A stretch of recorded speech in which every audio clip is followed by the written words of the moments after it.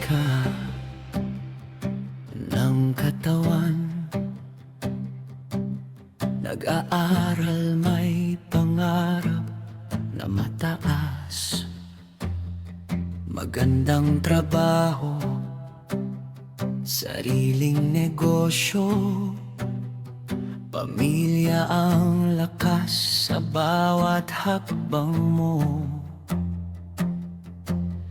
May maliliit kang anak, buntis ang asawa mo. Tahimik ang umaga, puno ng pag-asang tumutubo.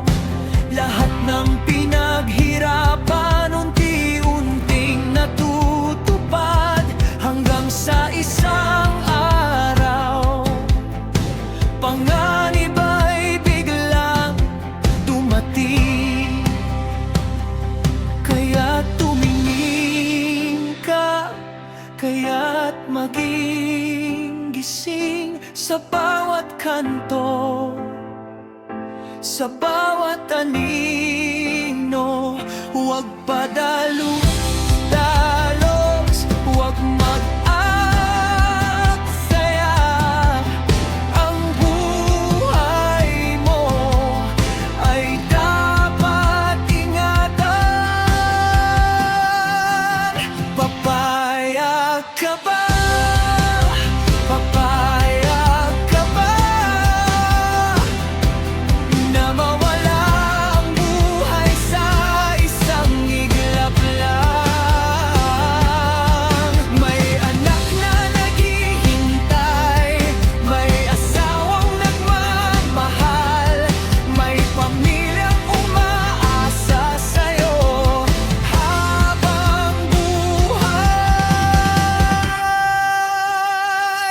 Lumaban para sa buhay, lumaban para sa pamilya. Maging matapang, maging alerto sa bawat kalsada.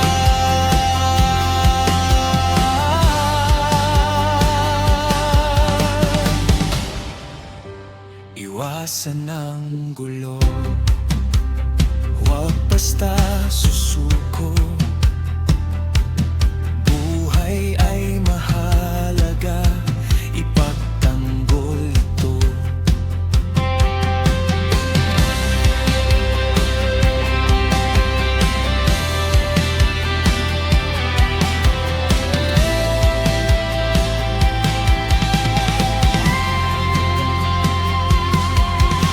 Hindi natin alam kailan darating ang panganib, kayang baguhin ang lahat sa isang kisap lamang.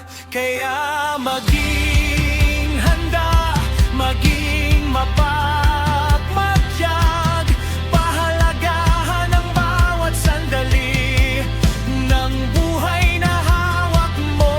Kapag may panganib, unahin ang kaligtasan, humingi ng tulong, umiwas kung may paraan. Hindi paghihiganti ang dapat hanapin, kundi hustisya at buhay na protektado.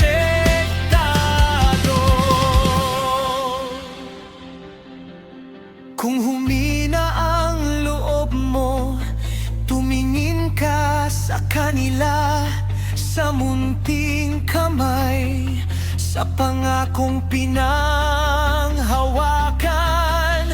Sa bawat luha may dahilan para bumangon, sa bawat bukas may buhay na ipagtatanggol. Lumaban para sa buhay, lumaban para